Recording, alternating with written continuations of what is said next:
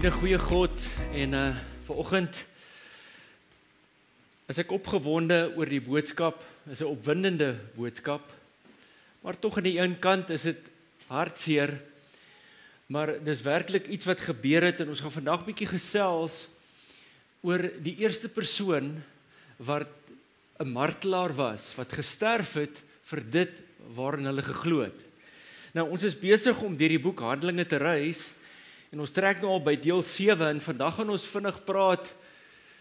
Ek sê vinnig want dis 2 lang hoofstukke, maar ons gaan dit in 'n kort tyd inpas en dis Handelinge 6 en 7. En as ek dink aan een van familiehuise se leses, oorgee, omgee, aangee, dan pas dit nogal goed in ook by die boek Handelinge. En hierdie boek Handelinge is in baie opsigte die boek van eerstes, nê. Dinge wat vir die eerste keer gebeur het in die vroeë kerk. Maar voor ek verder gaan, kom ons bid net saam. Vader, ek dank U, Here, dat ons vanoggend in U teenwoordigheid kan wees. Dankie dat die Heilige Gees hier is en dat U Gees in ons harte werk vandag. Ook tydens die boodskap, dat hierdie boodskap op goeie grond val en dit vrug voortbring in ons lewens. Dankie vir die teenwoordigheid. Ek weerstaan elke aanslag van die vyand om die woord te steel, elke plan en strategie wat hy het, Here. Om hierdie boodskap oneffektief te maak, weerstaan ek in Jesus naam en ek dank U dat U Gees my lei vandag. Dankie vir die salwing van die Heilige Gees in hierdie plek en dat U my vandag help dat ek woorde spreek wat geïnspireer is deur die Heilige Gees. Nie uit myself uit, my eie krag nie, maar Here, geïnspireer is deur die Gees tot eer van U naam. En dat dit vanoggend, Here, die liggaam sal stig en opbou. In Jesus naam loof ek U. Amen, amen. So ons reis deur die boek Handelinge en hierdie boek is in baie opsigte die boek van eerstes. Ek meen in hoofstuk 1 sien ons vir die eerste keer hoe die evangelie toevertrou is aan manne en vroue, sodat hulle die evangelie kan vat reg oor die hele wêreld. In hoofstuk 2 gebeur daar 'n paar dinge vir die eerste keer. Ons sien waar die Heilige Gees vir die eerste keer op alle vlees uitgestort was. En ons het ook gesien hoe die gawes van die Gees werksaam was onder die gelowiges. En ook hoe die evangelie boodskap op die dag van Pinkster vir die eerste keer verkondig was en bekeerlinge gedoop was. In hoofstuk 3 sien ons vir die eerste keer 'n wonderwerk wat plaasvind in die vroeë kerk. Onthou julle Johannes en Petrus, toe hulle by die poort aangekom het, die man wat verlam was vir meer as 40 jaar, toe sê hulle vir hom, silwer en goud het ons nie, maar dit wat ons het, gee ons vir jou.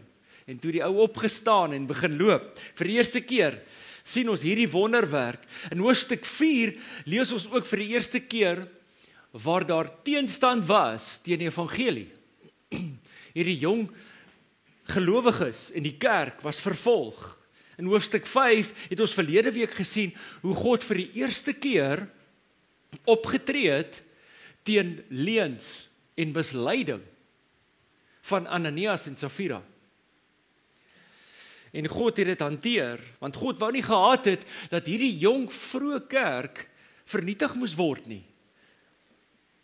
Jy weet, vervolging en verdrukking, probleme van buite die kerk, veroorsaak dat 'n kerk verenig en 'n eenheid vorm. Dit veroorsaak dat die kerk groei ook. Maar baie maal probleme binne in die kerk kan maak dat 'n kerk vernietig word. Dat daar verdeeldheid kom. En God het gesien, hier is 'n geleentheid vir die vyand om in te kom, verdeeldheid, verwoesting te saai in die kerk en God het dit hanteer op die regte manier. En dit het vir die eerste keer gebeur daar in hoofstuk 5. Maar as ons teruggaan na hoofstuk 4, het ons gesien hoe die kerk, julle onthou ons verlede week daaroor gepraat het, hoe die kerk, baie mense in die kerk, hulle besittings verkoop het, en al die geld na die apostels toe gebring het, die disippels, en hoe hulle dit verdeel het onder die armes, onder die weduwees. En hulle moes dit doen ter wille van oorlewing. Want onthou, die gemeente was onder geweldige druk gewees. Hulle het verarm. Hulle was gekanseleer gewees. Hulle was vervolg. Dit was 'n goeie ding, maar daar het wel probleme ontstaan. Ek meen, ons het gesien Ananias en Safira het gedink, hier's 'n geleentheid vir ons om bekendheid te verwerf. Almal gaan net soos Barnabas bekend was omdat hy 'n stuk grond verkoop het en baie geld vir die kerk gegee het, gaan ons ook nou 'n stuk grond verkoop of ons besittings verkoop en voor almal gaan hulle sê, kyk hoe wonderlik is ons en kyk hoeveel geld bring ons aan die kerk. So 'n probleem het ontstaan en misleiding het amper ingekom, maar die Here het dit hanteer. God het dit hanteer. En nog 'n probleem wat ontstaan het, was dat die Grieksprekende Jode het begin kla en gevoel dat die Hebreërs voorgetrek word. Nou hierdie Hebreërs was die Jode wat Hebreëus gepraat het. Hulle het gesê nee, wanneer daar kos uitgedeel word, kry die Hebreërs meer as die Grieksprekende Jode. Jy sien, toe Alexander die Grote die wêreld, omtrent die hele wêreld verower het die Griekse kultuur 'n groot invloed gehad. Grieks was 'n wêreldtaal gewees, soos Engels vandag is, gedurende daardie tyd. En dit is waarom ook die Nuwe Testament in Grieks geskryf was, want dit was die taal wat die mense gepraat het. Oorspronklik was dit in Grieks geskryf. So, daar was 'n geweldige groot Griekse invloed gewees. So baie van die Jode was beïnvloed deur hierdie kultuur en hulle het die Griekse kultuur nagejaag en gevolg. Maar daar was wel Jode gewees wat gebly het by die Hebreëse kultuur.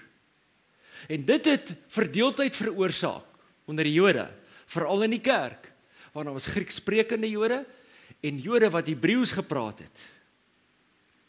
En die Grieksprekende Jode het begin kla, maar sê ons weduwees kry minder as die ander. En die disippels moes toe 'n plan maak. Dit moes hanteer word. En toe het die apostels besluit, hulle gaan 7 manne aanstel om hierdie bediening te hanteer. Die welsynsvleuel van die kerk, daai organisasie of daai bediening moes hanteer word en ons gaan 7 manne aanstel. Is interessant toe, ek dink die apostels was seker maar redelik frustreerd, maar hulle het ook wysheid gebruik en hulle stel toe 7 Grieksprekende Jode aan om hierdie situasie te hanteer. Julle kla mos nou, julle kry nie genoeg nie, so hanteer julle dit nou en hy stel toe 7 manne aan. Maar wat vir amazing ook is, ons leer ook bietjie van kerkwees hier, want die apostel sê toe, want ons kan nie dit ook nou nog doen nie. Ons doen al soveel baie en ons moet tyd spandeer om voor te berei en uit te gaan om die evangelie te verkondig. En as ons nou hierdie ook moes doen, sal ons nie effektief kon wees waar ons moet uitgaan in die evangelie verkondig en moet gaan preek by plekke nie. So kom ons stel mense aan wat hierdie bediening hanteer en dan is ons los om daai bediening effektief te hanteer. En vra my, ek weet presies wat dit is om in so 'n situasie te wees. Want toe ons familiehuis geplant het reg in die begin, moes ek en Dia alles gedoen het. En dit was 'n goeie ding gewees vir ons. Ons het waardering vir elke bediening in die kerk, vir elke departement. En ons weet wat dit verg om dit te doen, maar dit was 'n uitdaging gewees en ons het ook vinnig agtergekom dat ons is nie experts in elke bediening nie. Daar sekere mense wat dit baie beter kan doen as ons, veral die administratiewe afdeling van dit. Ons is maar eintlik net musikante, jy weet, kunstenaars. So daai moet ons doen dit en ons moes dit gedoen het. Want daar was nie iemand anders nie en ons het dit gedoen aan die beste van ons vermoë, maar ek moet sê, ons moes onsself gestretch het om dit te doen. Maar in die begin het ons, moes ons alles self doen. Maar prys die Here het vir ons mense gestuur al by familiehuis, wat sekere bediening kan hanteer, wat ons ondersteun en meer effektief is om daai bediening uit te leef en dit te hanteer. En dit was ook 'n uitdaging in die vroeë kerk. So, toe stel hulle hierdie 7 manne aan, al 7 van hulle, en sê, hanteer hierdie, want dis nie altyd so maklik nie. Vir wie gee jy geld en wie gee jy nie geld nie? Wie is te lui om te werk en wie sukkel regtig? Jy weet so, hulle moes wysheid gebruik het. Maar wat vir my wonderlik was, is dat Stefanus een van die manne was, wat aangestel was. En Stefanus ook, weet ons, was die heel eerste martelaar wat gesterf het vir dit waarin hy geglo het, vir die evangelie. Hy was 'n ware getuie gewees vir Christus en hy het met sy lewe betaal. Hy was een van die 7 diakens, dis wat hulle genoem was, diakens wat die apostels aangestel het om die leierskap van die kerk te ondersteun. Maar kom ons kyk gou in Handelinge, wat word daar gesê van Stefanus? Handelinge 6 vers 8, en Stefanus vol van geloof en krag. Stefanus vol van geloof en krag het groot wonders en tekens onder die volk gedoen. Hy was 'n merkwaardige persoon en die Here het hom kragtig gebruik, maar sy geloof was definitief getoets. Want hy was voor die Joodse raad gedaag omdat daar valse beskuldigings teen hom gemaak was. Hulle het hom vals beskuldig van dinge, hulle het geskinder oor hom, leuns vertel oor hom.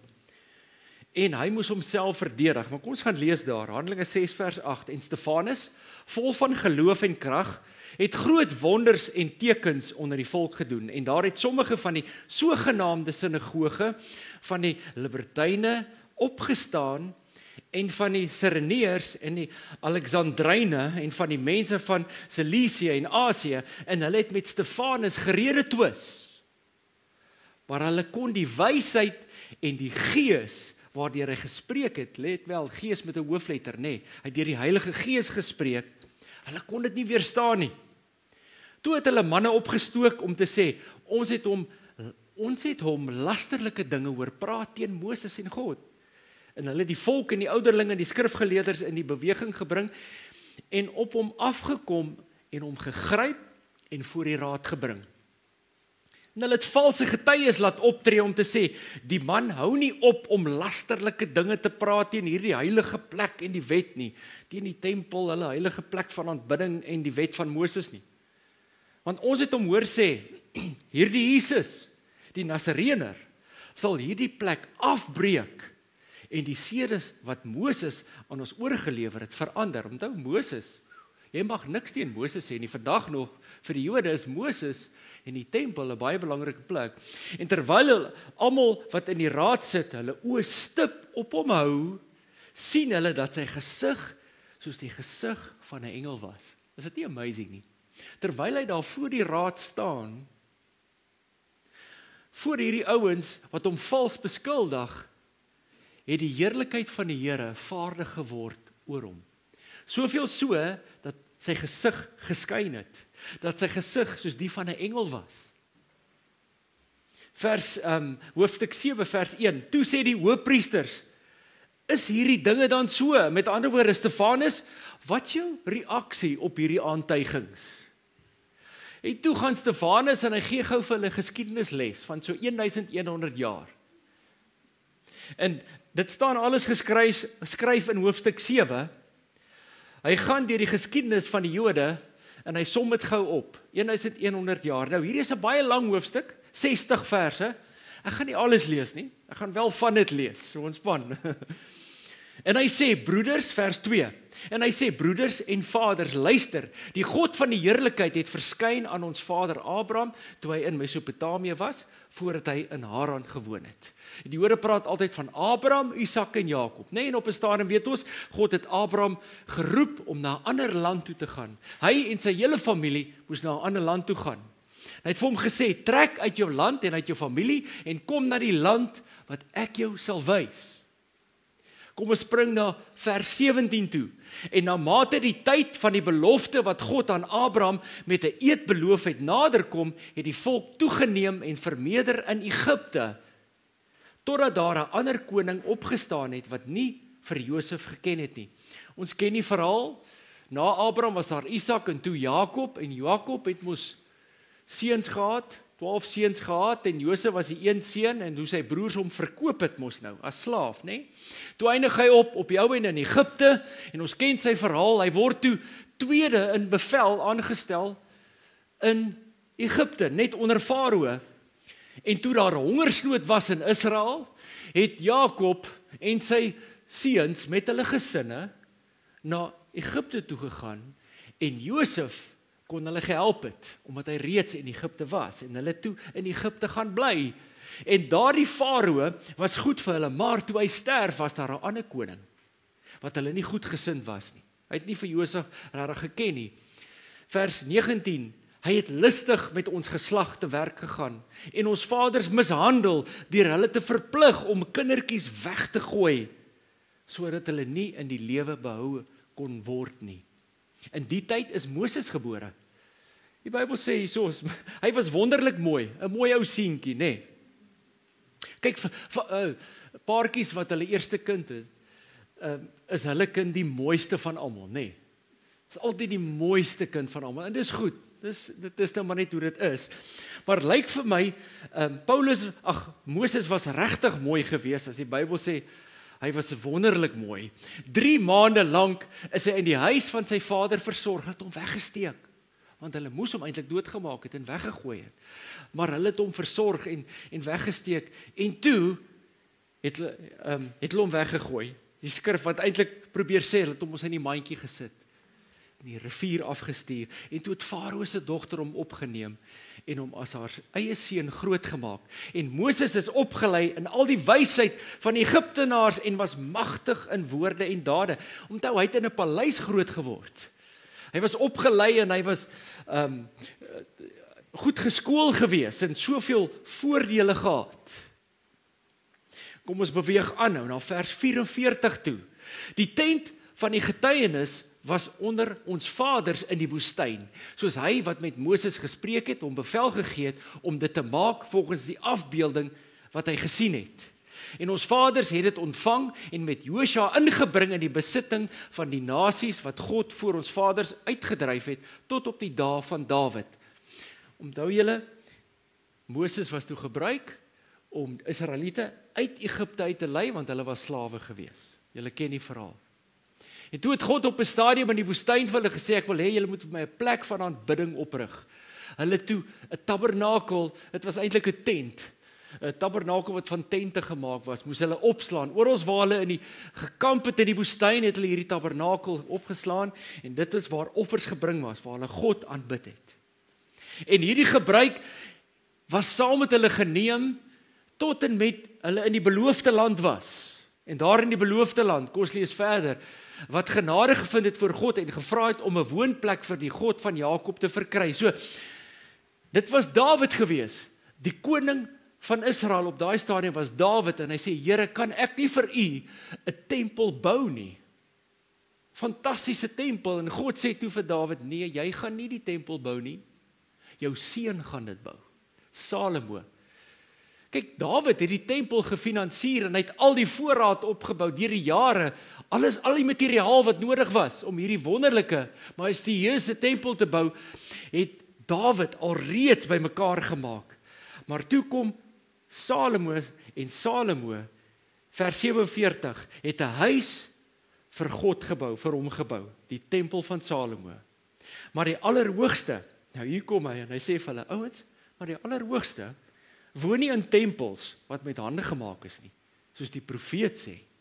Onthou, op daardie stadium het hulle geglo dat God woon in die tempel. Hy's in die Allerheiligste. Dis waar God is. Maar ons weet mos nou, dit het verander. Die voorhangsel het geskeur. Ek en jy, wat kinders van God is, wedergebore is, ons is nou die tempel van die Heilige Gees. God woon nie meer in 'n gebou, in 'n mensgemaakte gebou nie. Hy woon in ons. Ons is die tempel van die Heilige Gees, en hier sê hy ook, God woon nie meer in tempels met hande gemaak nie. Vers 49, die hemel is my troon, en die aarde die voetbank van my voete. Watter soort huis sal julle vir my bou, sê die Here? Of hoedanig is die plek van my rus? Vers 50, het my hand nie al hierdie dinge gemaak nie? Met ander woorde, daar's niks wat julle kan doen. 'n gebou wat julle kan bou, wat goed genoeg is, groot genoeg is, om my te huisves nie. Dit is eintlik wat hy probeer sê. Ek is almagtig. Ek is die skepper van die heelal. Nou, as Stefanus hier gestop het, sou dit vir hom baie beter gewees het. Sou hy okay gewees het. Maar ongelukkig, hy was so gevul met die salwing van die Heilige Gees, het hy met boldness hierdie ouens aangevat. Hoor wat sê hy nou vir hulle? Onthou, hy vertel nou hierdie hele storie, En hulle raak opgewonde so half saam met hom, hulle stem saam, ja, dit is so, ons stem saam, ons ken die geskiedenis. En hy sê toe vir hulle daar in vers 51, maar julle hardnekkiges en onbesnedenis van hart en ore. Hulle het oor nie lekker verstaan nie, want hulle almal is besny mos nou. Maar ons weet, ons nou heeltemal verander, nê? Ons is nou in die hart besny. En hy sê, julle hardnekkiges en onbesnedenis van hart en ore, julle weerstaan altyd die Heilige Gees. Net soos julle vaders, so ook julle. Watter een van die profete het julle vaders nie vervolg nie? Ja, hulle het die gedood wat vooraf die koms verkondig het van die regverdige, Jesus, dis nou Jesus, van wie julle nou verraaiers en moordenaars geword het, julle wat die wet deur die beskikkinge van engele ontvang het en tog nie onderhou het nie. Sê julle het die wet ontvang, julle het nie jouself onderhou nie. Luister gou wat hulle reaksie was. En toe hulle dit hoor, was hulle woedend in hulle harte en het teen hom op die tande geknars. Vers 55, maar hy was vol van die Heilige Gees en het die oë na die hemel gehou en die heerlikheid van God gesien en Jesus wat staan aan die regterhand van God. En hy het gesê, kyk, ek sien die hemele geopen en die seun van die mens aan die regterhand van God staan. Tweede keer sê hy dit. Hy sien hom staan aan die regterhand van God. Maar hulle het met 'n groot stem geskreeu en hulle ore toegestop en soos een man op hom aangestorm. En hulle het hom buitekant die stad uitgewerp en hulle het hom gestenig. En die getuienis het hulle klere neergelê by die voete van 'n jong man met die naam van Saulus. Wie was hierdie Saulus? Dit was Paulus, nê? En hier was hy 'n jong man gewees, baie ywerig, deel van hierdie priesterdom of hierdie klomp skrifgeleerders. En hy was vol ywer gewees om alle Christene uit te wis. En hier staan Saulus. Hulle kom gooi Stefanus se klere by sy voete neer. En hulle stenig hierdie man. Ouens, ek dink dit moet seker erg wees om gestenig te word. Kan jy jouself indink? Om met klippe doodgegooi te word. Onthou as jy in Israel is, al wat daar is klippe en stof, nê. So, daar was baie klippe. En jy word doodgegooi met klippe. Hulle hou jou aan met klippe gooi, totdat jy mors dood is. Moes verskriklik gewees het. Vers 59, en hulle het Stefanus gestenig, terwyl hy die Here aanroep en sê, Here Jesus, ontvang my gees. En hy het op sy knie neergeval en met 'n groot stem uitgeroep, Here, reken hulle hierdie sonde nie toe nie. En met die woorde het hy ontslaap. Stefanus vat hierdie ouens deur die geskiedenis. Want hy wou eintlik 'n punt maak. Hy begin by die voorvaders, van vers 2 tot 19, hy praat van Abraham, van Isak en Jakob, van Josef, en die ouens dink, ja, dit is ons voorvaders. Toe praat hy oor al die profete. En hy sê, maar Moses was die grootste van hulle. En hy praat toe van hierdie plek van aanbidding, eers die tabernakel, en toe later die tempel van Salomo. Ek meen, dis 'n wonderlike erfenis, iets om op trots te wees, iets om oor dankbaar te wees. Maar toe maak hy die punt, en hy sê vir hulle, dat niks van hierdie dinge, waaroor ek gepraat het, en vir julle genoem het, kan julle red nie. Niks van hierdie dinge, kan julle red nie. Al hierdie dinge, het net profeties gewys na die uiteindelike een wat julle gaan verlos van julle sonde, naamlik Jesus Christus.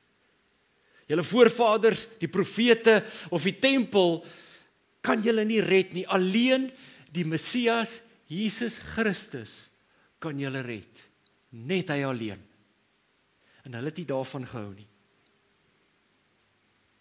En hy sê, maar ongelukkig het julle hom doodgemaak, hierdie redder, hierdie Messias. En net soos julle vaders die profete doodgemaak het wat geprofeteer het van hom, het julle hom ook doodgemaak. Julle kom nie teen my nie, maar julle kom teen Jesus self. In vers 54 sê dat hulle woedend geword het in hulle harte. Die engel sê, they were cut to their heart. Dis amper so skrik, nee, wat sê, you cut me, of die donkie het gesê, you cut me deep, man, you cut me deep. They were cut to the heart. Hulle kon dit nie hanteer nie. En hulle het onder veroordeling gekom. En ongelukkig het hulle nie met nederigheid aan gereageer nie, maar hulle was vyandig teenoor hom. Dis baie keer in ons lewens is dit dieselfde, op dieselfde manier is dit vir ons ook waar, want die Heilige Gees kom en hy oortuig jou van iets. Oortuig jou van sonde en daar's twee maniere hoe ons kan reageer. Ons kan of sê, Here, ek is jammer. Jy verootmoedig jouself in 'n nederigheid sê jy, ek is jammer en jy bely. Of jy kan sê, Here, ag nee wat, dis nou nie so erg nie. En jy kan opstandig raak, jy kan kwaad raak en jouself probeer regverdig. En ongelukkig het hierdie ouens op so vyandige manier reageer. En hulle het letterlik, die Bybel sê, op hulle tande geknars en hom vir hom gegrom. Hierdie ouens was woedend, nê? Want hulle het onder soveel veroordeling gekom en hulle het op hom afgestorm, hom gegryp en hom buite die stad gaan stenig, hom uitgesleep. En wanneer ek kyk na Stefanus, hierdie voorbeeld van hom daag ons uit op 3 vlakke, en ek sluit af met dit, ek gaan vinnig deur dit gaan. Die eerste een is, het ek God meer lief as my eie lewe? Het ek God meer lief as my eie lewe? Sal ek net so getrou wees in 'n soortgelyke situasie? Dis wat 'n martelaar is.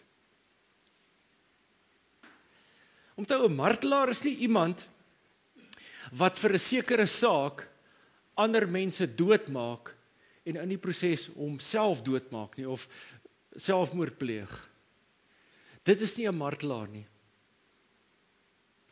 Dis 'n moordenaar. Ek meen die Japaneese kamikaze loodse wat in die Tweede Wêreldoorlog met hulle vliegtye in bote vasgevlieg het, was nie martelare nie.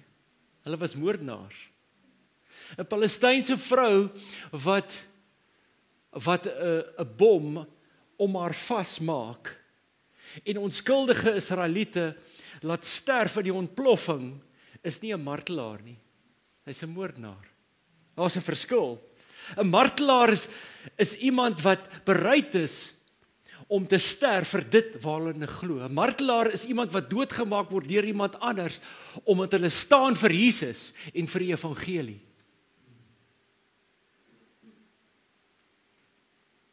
En daar's baie mense wat betaal het met hulle lewens sodat die evangelie die uithoeke van die aarde bereik.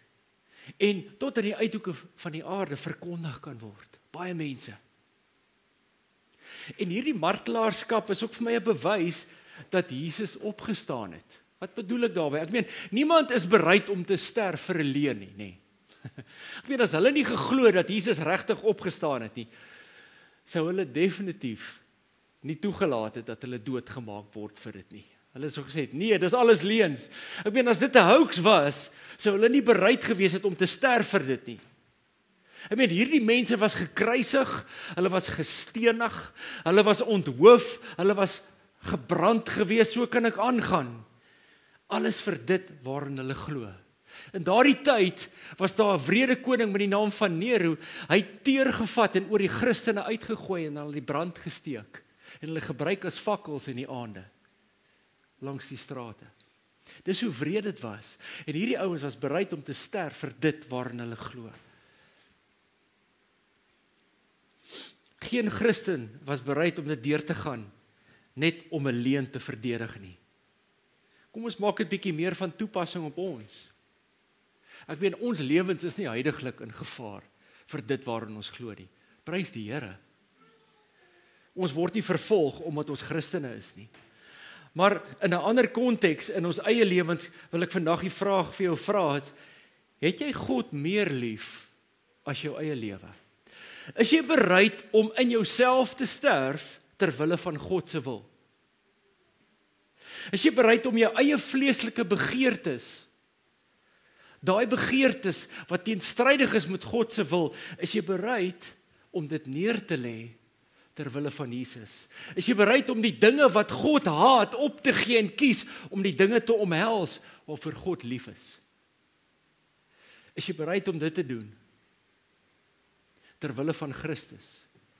Is jy bereid om 'n lewende en welgevallige offer te wees vir Jesus? Ek weet ten minste gaan jy nie doodgemaak word daarvoor nie. Jy gaan dalk tydelik bietjie ongemak beleef omdat jy nou nie al jou lekker plesiere en dinge kan doen nie. Want dit is teenstrydig met God se wil. Jy gaan dalk bietjie ongemak hê, maar ek kan jou waarborg uiteindelik is dit die moeite werd. Veral wanneer jy jou ewige tuiste in die hemel bereik, gaan jy sê, Here, dit was alles die moeite werd gewees. Om my eie begeertes neer te lê, wat ek graag wil doen ter wille van die koninkryk, ter wille van U naam. En ek dink meeste van ons word elke dag gekonfronteer met dit in baie opsigte. Waar jy kan kies, lewe of dood. Gaan ek God se wil doen of gaan ek doen wat ek graag wil doen? Is jy bereid of is jy meer lief vir God as jou eie lewe? Die tweede een, is ek bereid om te vergewe? Vergifnis is 'n baie belangrike ding. Ek weet Stefanus se finale gebed net voor hulle hom stenig of net voor hy gesterf het, terwyl hulle hom stenig, was 'n gebed van vergifnis. Ek weet hy het op sy knieë neergeval, vers 60, en met 'n groot stem het hy uitgeroep, Here, reken hulle hierdie sonde nie toe nie.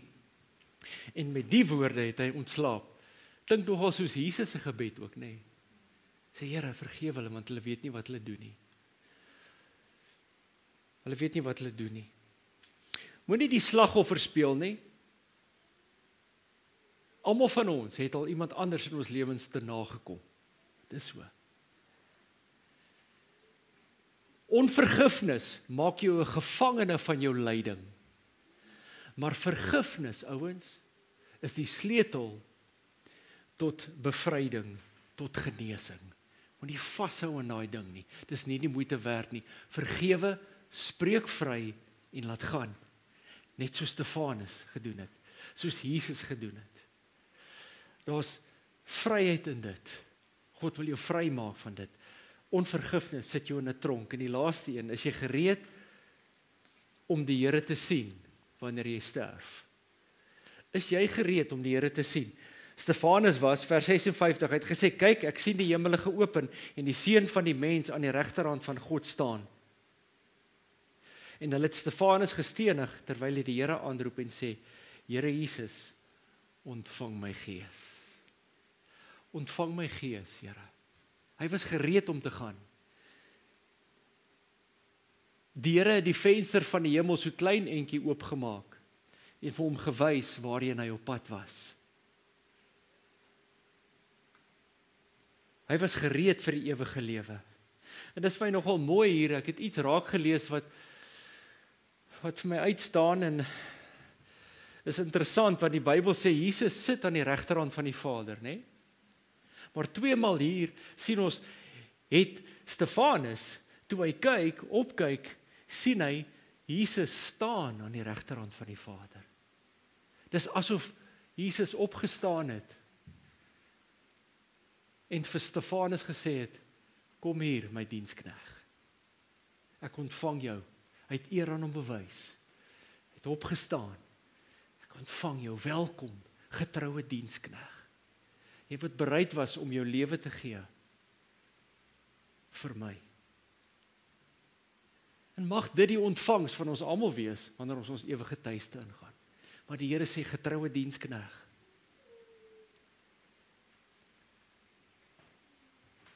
Dit is net vir my so mooi en baie inspirerend, die verhaal van Stefanus, hoe hy bereid was om sy alles te gee.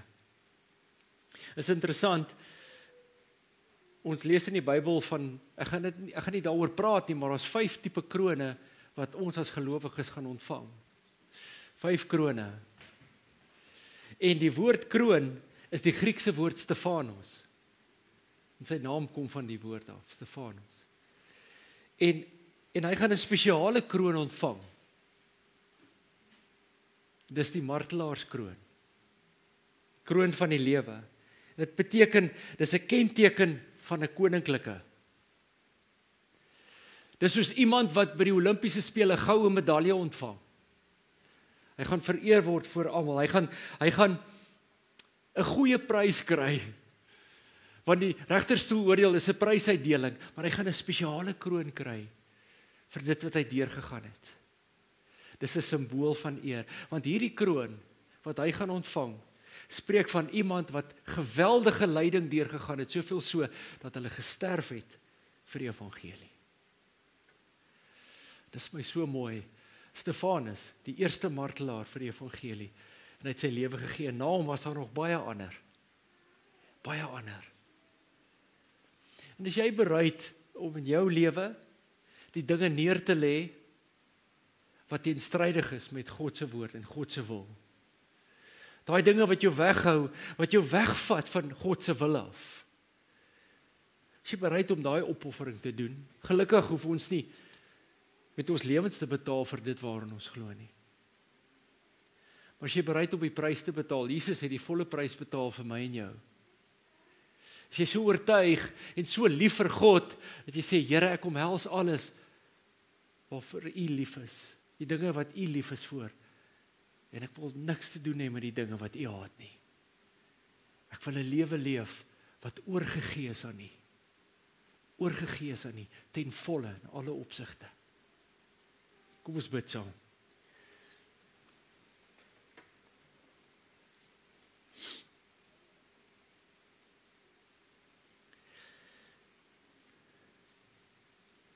Here, dankie dat U Heilige Gees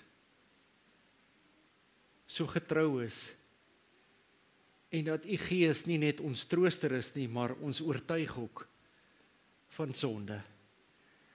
Wanneer ons nie op die plek is waar ons moet wees nie, is die Gees so getrou en in liefde oortuig hy ons, bemoedig hy ons, sodat ons 'n lewe leef wat heilig is voor God, want U is 'n heilige en almagtige God. Mag ons nooit vergeet nie, Here, ons gaan voor 'n lewende God staan, wat gaan optree as regter. U is 'n liefdevolle Vader, maar U is ook 'n regverdige regter. Mag ons dit nooit vergeet nie, Here. Elke dag waar ons gaan, dat ons weet, Here, dat dit beter vir ons is om U wil te kies, as ons eie vleeslike begeertes. En ek weet U Gees stap met elkeen 'n pad van heiligmaking. Help ons om getrou te wees en gehoorsaam te wees. Dankie, Vader.